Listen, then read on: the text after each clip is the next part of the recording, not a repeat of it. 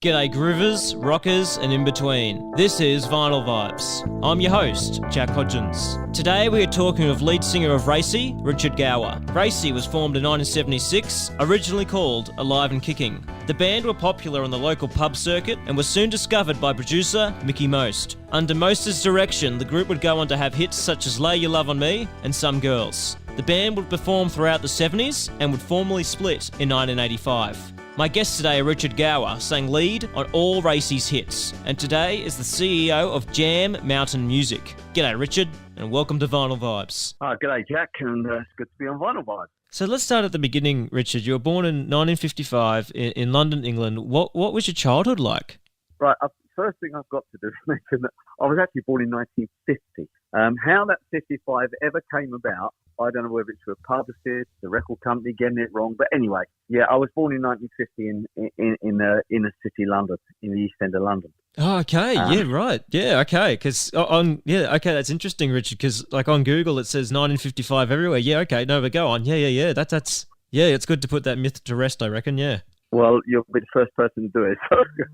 Well, like, what was some of the music then? I mean, like, growing up then, like, that you were listening to? I mean, you would have gotten, like, if 1950s when you were born, you would have heard, like, some of the early rock and roll. Like, I mean, you would have been pretty young, but, like, did you ever hear any of that, like, early rock and roll? Well, my brothers were, because I was the youngest of 9 children, and there were 7 boys, and I was the 7th son, the lucky one, as my mother used to say. So yeah, they used to bring records, and my brothers used to work in America when they were young men. They'd go to and from New York, and they'd bring back stuff, from rock and roll music from America. But I really was too young to know what they were. I mean, Elvis was always around. In some ways, and Cliff Richard and that kind of, it was the English version of Elvis.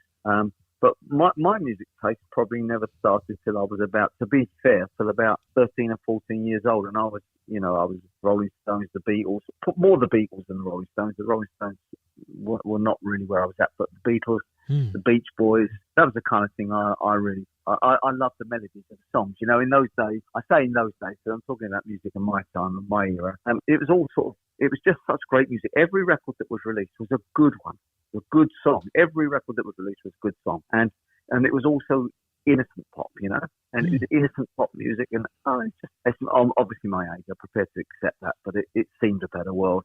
And the music seemed more harmonious for society, whereas today I feel it's a little bit more aggressive, a little bit more, Anyway, that's another story. But the Beatles and the Beach Boys were probably the era and I liked Chet Atkins as a guitar player.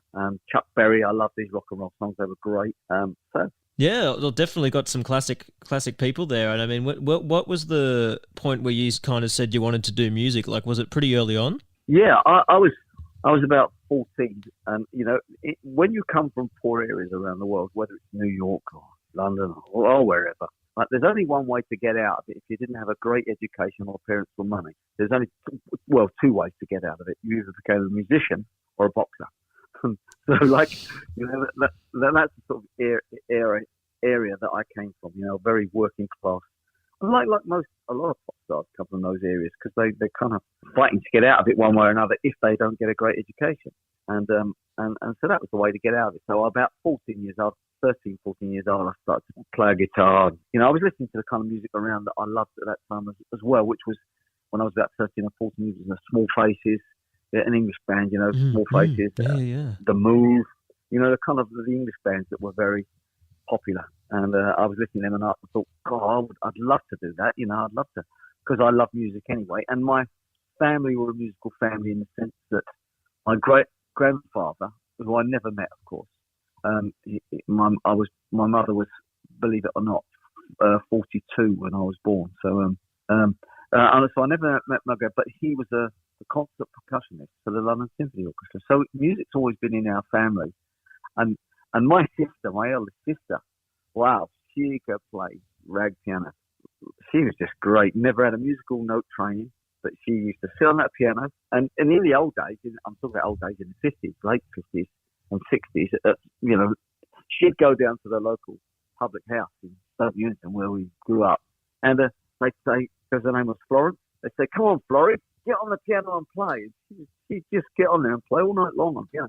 And she was not trained. So we were a very musical family. And I think it's just genetic. I don't think it wasn't a trained thing. And that's when I, decided that music would be right for me. And where I used to live, we lived in what I think over in Australia you call it commission housing. So over there it's state housing. And we were in one of these inner city flats. And there was no lift, of course. You had to walk up the stairs. But in the stairs and in the stairwells, you could play your guitar and it'd give you an echo. And you sounded 10 times better than you really were. so that was probably the initialization of me becoming a musician. And I used to play all the songs by the Beatles and the groups, the Hollies. They were another band that was they were famous in Australia. Yeah, so all their songs I used to sit on the stairwell and play and imagine creating some myself. So that was the start of it, really. Like, did you do much musical work like in like a band before Racey, or was kind of Racey like your first kind of group? Oh no, I was been in loads of groups before that. I'd formed lots of groups, and the first group I was in, we named it after American Rebellion, a guy called Benedict Arnold, and that was the first group that I ever. And we were quite successful. We were playing London every weekend, in London, in the pubs and in the clubs. And I'm sort of, my age was probably about 20 then, 21, and I was living in the southwest of England, in a place called Weston-super-Mare. And we used to travel to London every weekend to play because the band was quite a good band. It was only a trio, drum, bass and guitar and vocals between the three of us. So, yeah, that was my very first group. And then, of course, I went on to have many more groups of different sizes and members. Racey, actually, the original name of the group was Alive and Kicking. And I formed that group in about I think it would have been about 1975. And we were rehearsing in our home in the southwest. I originally had a guy that was in an earlier band, a guy called Harvey Coles, who was an excellent bass player. And he said, "Hey, I've got two guys that would like to join, that come from another area of Somerset." I said, "Okay, bring them around, have a chat with them and audition," and we did. But they became the basis of Alive and Kicking. But then eventually, Harvey decided to leave because it was economic. We were struggling economically, and he was a married guy as well, and he needed to earn income, so he left, and we ended up replacing him with a young guy called Peter Miller, who eventually became Racey through the name that Mickie Most chose. It was his idea for the name Racey. Yeah, and you mentioned Mickie Most there. I mean, how did you guys get to be discovered by him? Right. Well, I lived in another, as I said, in the southwest of England. And I had a neighbour a couple of doors away who became friends, and he used to come and watch us play, and he was a music fan, and he used to say, "Oh, mate, your band is Alive and Kicking is so good," because we played in a pub called the Three Queens, and when we first went there, the guy said to play, he said, "Right," he said, "if you play in this pub," he said, "I don't want you playing too loud." And I said, "Well, in that case, we won't take the job." He said, "Well, no." He said, "Well, I do need a group." He said, "Well, don't make it too loud." So I said, "Look, I'm going to play really loud because this pub's empty. No one comes in. Now, the only way they're ever going to find out that there's music here is if you leave that door open and you let us play loud." And he agreed to it. And about the first weekend we played there was like 10, 12 heads came through the door and a couple stayed another one. And then within a month, the pub was absolutely packed out. So the Three Queens became the venue at Weston-super-Mare. Now, this friend of mine, going back to the question, Steve Matthews, he came and watched us play every week and said, "Look, this band is so good, you should do something." And I said, "Yeah," so as musicians do. And I then went off on a quick tour of Denmark. We did a tour of Denmark. Now, we did it on a reason to do this tour to make a lump sum of cash that we could then put into recording some demo songs to offer to record companies so they could make a decision whether they liked us or not, or whether they'd be interested in us. And we did this tour of Denmark, came back, went into a studio in Denmark Street in London, which was the street where everything happened. And, we recorded these songs. And after we'd recorded them, we mastered them and went home. And I don't know, maybe a month later, 2 months later, Steve said, "Did you ever do those recordings?" I said, "Yeah." He said, "Can I have a copy of the tape? I'd love to listen to your song." So I gave him this cassette, because it was cassettes in them days. And he said, "Oh, great, thanks." Anyway, we never heard no more from him. And then about a couple of weeks later, I had a phone call from Rack Records in London. And I didn't believe the guy. He said, "Hi, my name's Mickie Most. I'm giving you a call because I've listened to your songs in your band, and I'd be interested in signing you." And I actually thought he was joking, and I thought it was someone, giving me a mess up call, just someone messing around. And I said, "Yeah, okay," and I put the phone down. Anyway, the phone rang again about 10 seconds later. He said, "Hi." He said, "No." He said, "It is me, Mickie Most." I said, "Oh, wow." I said, "How are you ringing me?" He said, "Well, a friend of yours managed to stop a Rolls Royce in the West End of London. He went down in his own car." This is Steve Matthews. Went in his own car to London and started stopping Rolls Royces in the centre of London, asking them if they knew of Mickie Most and where he lived. And believe it or not, I mean, it's an amazing story. One person said, "Actually, yes, I do know Mickie, and I do know where he lives." And he gave the address to Steve Matthews. And Steve Matthews drove round to this house, knocked on the door, and Mickey's wife, Christy, opened the door and said, "Yes, can I help you?" He said, "Look, I hope you don't mind me knocking." He said, No, it's probably a bit rude, but I felt I had to get to you with this band." He said, "They're an excellent band." He said, they sing great, they play great, they're calm. He said, "Would you have a listen to them?" She said, "Well, look, thank you very much, and I will listen." Obviously, Christy listened and played it to Mickie, and then Mickie made that call. When he made the call, he said, "Look, the reason I've called," he said, "I know where you're playing." He said, and I'm actually on my way to your town to see you play tonight." Like I was astounded, and I thought, wow. So I rang up the band immediately and said, "Look, tonight is the night. We've got a guy coming to see us." And Mickie Most was very famous in Britain, of course, in one of the world's most famous producers, as you know. And he actually turned up in the pub, and the vibe was around. Of course, he was down the road to try and get in the pub, and he saw us play and heard the songs. And when I came off stage, he said, "Look," he said, "I think you guys are going to be famous." And that's all he said. But at that time, we had another offer because we'd sent our demos out ourselves to EMI and to Rocket Records, which was Elton John's record label. And Rocket Records got back and said, "Look, we like the material. Can you give us some more? We're interested." So that was all happening at the same time. And EMI said they too were interested and will we send more material. Well, what happened was when Mickie arrived at the pub, he didn't come down in a luxury car, fly to Bristol or anything like that. He drove down on a motorbike with his wife. And we were just so overwhelmed by the fact that he came down the stairs and drove all the way on a motorbike, which is 150 miles, that we said, "Look, there's no way we're going to sign to anybody else." And that's how we end up signing to Rack Records, to Mickie Most. You're on Rack's label, and you're recording for them, and you recorded your first single with them. The band recorded their first single with them, "Baby It's You," and that didn't really go too far. But then, of course, it was the next song, "Lay Your Love on Me," that went to number 3 in the UK. Do you remember recording that song? Well, just going back one step for the first song, "Baby It's You." That song was, and that video, I don't know if you've ever seen it, but that video and that song was probably the style that we were kind of related to musically. We were kind of that kind of band. And when it failed, I mean, the record got to number, I think, 80 in the UK charts, which is obviously that wouldn't even pay for a round of coffees, in a coffee shop. But it got to 84 and got the name around a bit, which was important. But then, we sat down and thought about it. Oh, what we're going to do now? That song failed. Where are we going to look now? What are we going to look at now? And then Mickie came along and said, "Look, I've got a song." He said, "It's a hit record." He said, "I want you to listen to the demo and tell me what you think."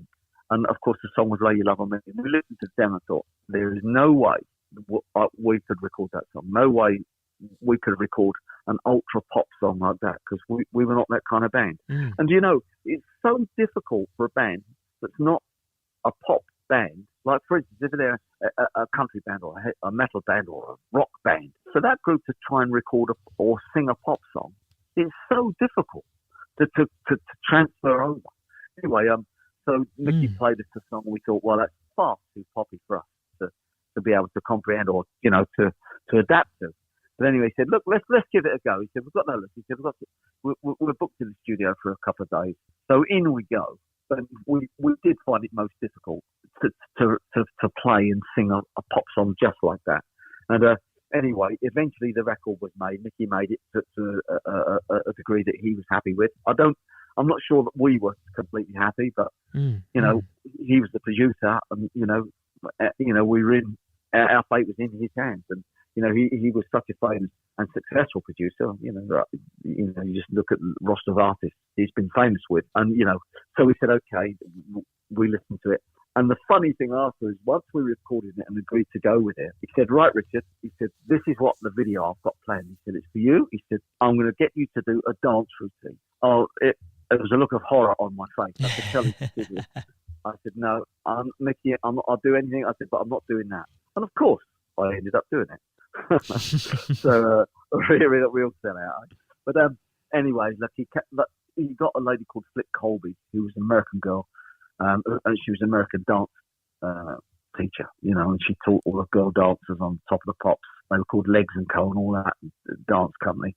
And we spent a few days with her learning this routine that she'd created, which was, this bit where we did the feet moving side to side and left to right, and then I danced with the girl.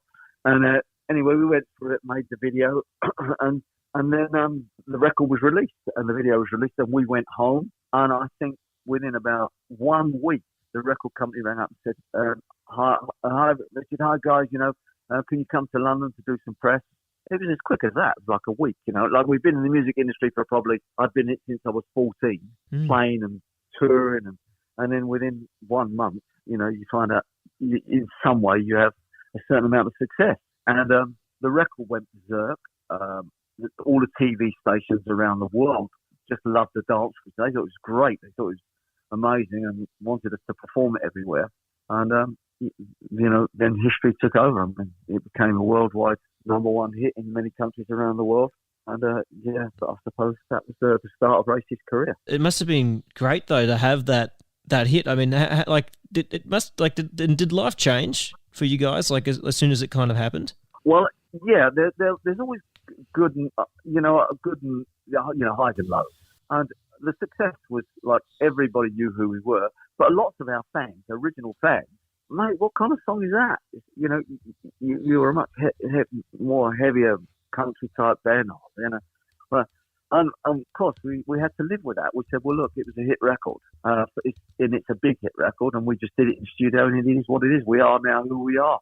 We are now Racey and not alive and kicking. So that was the downside. But I think people come around to realise that okay, it was success, and they were glad to see us successful. And then of course when the next record came along, that changed everything, because that is a classic pop song, and I think and the classic pop song changed everything as far as the band's, dare I say, credibility. But that sort of changed. The view on Racing, that next record. Yeah, and of course that next record, Some Girls, I mean, #1, sold over 5 million copies. I mean, did you think it would be like the hit that like when you guys are recording that, like, did you think that song would go on to do so well as what it did? Well, the fact, going back to the figures, Lay Your Love On Me was the record that sold 5 million. Some Girls went on to sell 7 million singles. So it was and when we were recording it, we felt confident in the sense that Lay Your Love On Me was such a big record that we particularly liked Some Girls as a better song. As individually, we particularly liked that song better than Lay Your Love On Me. So, but nonetheless, when the record company was ringing, I'll never forget, one morning they rang and they said, "Hi Richard, just giving you the sales figures," and it was about 11 a.m. and they said, "Some Girls have sold 44,000 units already this morning." That was like 11 in the morning. The record shop's only open at 9. So it was like, we knew it was going to be a big record. And so it was. You spoke about like how it was like innocent pop, there was no political messages, and it was during a time too where and I think it's great that you guys could have so much success in a time where political bands were kind of, were still were a big thing, yeah. Well, the fact was, what was amazing, right? It was when punk music was being pushed by every record company to be the next big thing. And, and funny enough, that push, certainly in Britain, to make punk music the big thing, right, was actually in our favour, because there were a lot of people that were rejecting it, saying, we're not going to listen to, swearing and people walking down, and was sort of spitting and things like that, and people still listen to innocent pop, and I think that helped us in its own way. And the funny thing was, which was it still is a musical powerhouse as such, but it lost a lot of its credibility through that punk era because what happened, British records were selling in massive amounts in Europe, in Denmark, Sweden, France, even France, which has always been a difficult territory to capture as an English artist. But British records were selling in those territories, Holland, Belgium, But when punk came in, they kind of refused to accept it as much and turned it down an awful lot, in fact. And that's when bands like ABBA, like Sweden and Denmark and France and Belgium and Holland, started to look within themselves at their own music rather than accept what was being pushed out by the UK record companies as punk music as they didn't want to hear. The aggressive punk music that was being pushed upon them. So that's and the English business, the record companies, lost a lot of traction with their sales because bands like ABBA, of course, were becoming big.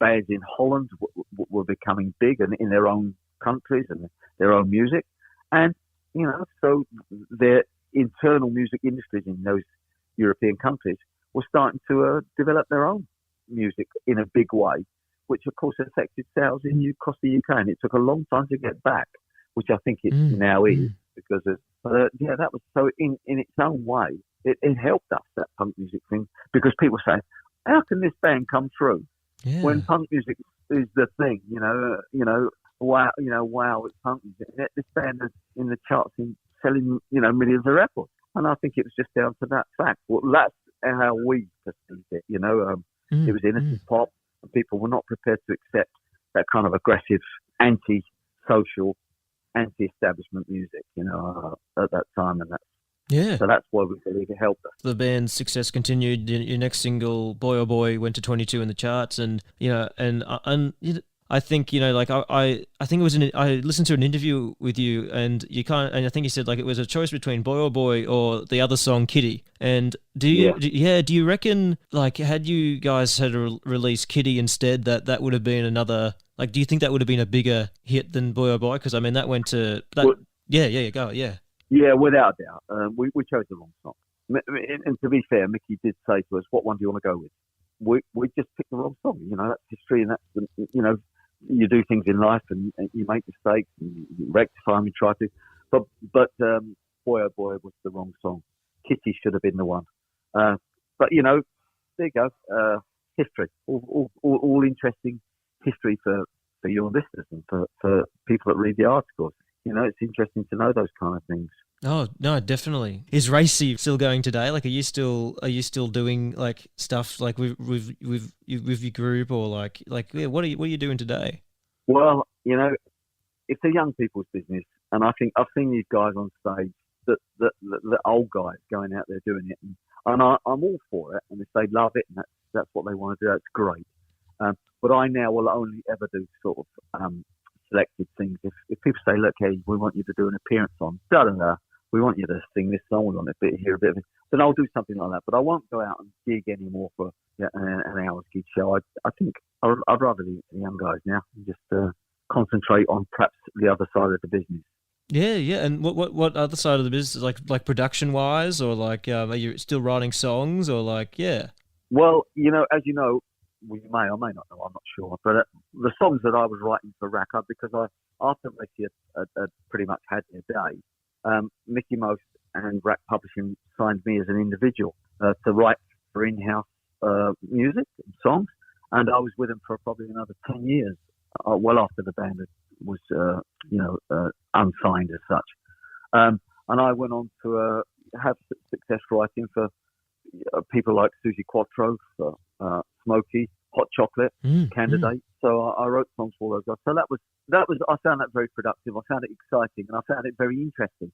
And so that was an exciting time in my life artistically. And of course, I still write. And whether you know it or not, I had a small record company called Jam Mountain Music, and we had the Christmas #1 in Australia last year, 2022, I think, with a song called "Light a Candle," which I co-wrote with my son and a couple of other guys, and it became a very big Christmas song. What we decided we wanted to help some charities. There comes a time in life when you think, "Hang on, I want to do a little bit of something else."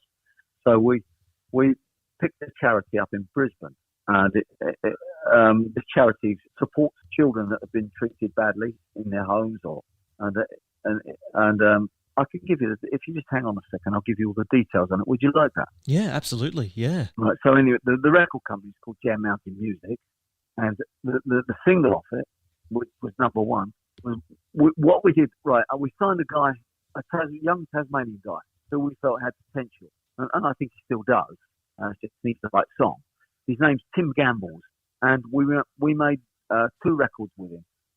He was part of the Christmas song, which was called Light a Candle. And we then released a single with him called Here in the Dark. And I think you can look at Tim Gamble's online. He's spelled Timgambles. He's a Tasmanian guy. And he's been living in the UK for a bit, developing his music over there. But he's now back in Tasmania, I believe. So and the single was called Light a Candle. Yeah. And the charity we did it for was, it entered the ARIA chart. I think at that time somebody called Kid Leroy and Justin Bieber were number 1 with a song called Stay, and we were not. Then Sia was number 2 with Snowman. How to Make Gravy by Paul Kelly was number 3, and Light a Candle, our Jam Mountain Music song with Tim Gambles, was number 4. That was the initial entry into the chart, and then we ended up number 1 on the 27th of December 2021. Jam Mountain Music, Light a Candle, number 1. And funny enough, both my children were on the record as well. My son Matthew, who's quite a performer in the music industry and the theatre industry. He just won a big award down in Tasmania. He had the lead role in the Jersey Boys. And my daughter Natalie also has released singles. So the family's been quite heavily involved in music. I'm all involved with Jam Mountain Music, of course. And to have that single number 1 and it was our first release on Jam Mountain, to go to number 1 was an amazing thing to happen. So that was good. So that was on the ARIA charts in 2021, and it also hit the chart in 2022 as well. Again, so the song's a good song. Light a Candle, good song. That's fantastic, Richard. That it's gone on to such success, and that's your first release, and it's done that. And and just before we go, seeing music going from, you were in the 70s, you did music, and now you're doing it on the other side of the coin now, in more production wise. But do you prefer how the music industry has gone now, or do you prefer it how it was in the 70s? We had records back in the 70s. Now we've got Spotify, and we've got Instagram, and how has that change been for you? Look, the change has been massive. It's been massive as far as income is concerned for all the artists. It's dropped dramatically because the big multinationals have taken all the funds, and they are, and so that's been a big hit to composers, and they're trying to fight back. The music industry, musicians union, and our artist individuals, their managers, they're trying to fight back, and they're probably making some ground, I'm sure. But the change in styles of music, as I say, I will always prefer the era that I grew up in, because that's history. That's who I was then. I'm an elderly guy now, so I view music differently. There's only really 2 types of music anyway. There's good music and there's bad music. So there are good records, and there are, even today there's some fantastic songs, some fantastic records, and they're really good. But there always has been, right down through generations and the ages, But once a number 1, always a number 1. That's the old saying in the music industry, and it's true. So if today, for instance, if you didn't hear the song YMCA until today, where would that go? Straight to number 1. So the old saying of once a number 1, always a number 1, it's true. Something magical about number 1 records. And they're not easy to come by. If they were, I'd be in the chart every month. Yeah, well, look, Richard, I want to thank you for making the time today, and I think we've spoken about such great things. So yeah, just thanks for making the time. Well, that's good. As I say, perhaps if you send me a copy of the interview, that would be good. That was lead singer of Racey, Richard Gower. If you'd like to check out Richard's work with Jam Mountain Music, you can head to their website at jammountainmusic.com. Remember to share this episode with other music fans. And if you really enjoyed this edition, we'd love it if you'd leave a review. Thank you for tuning in to this edition of Vinyl Vibes. And to all you music lovers out there, you stay groovy.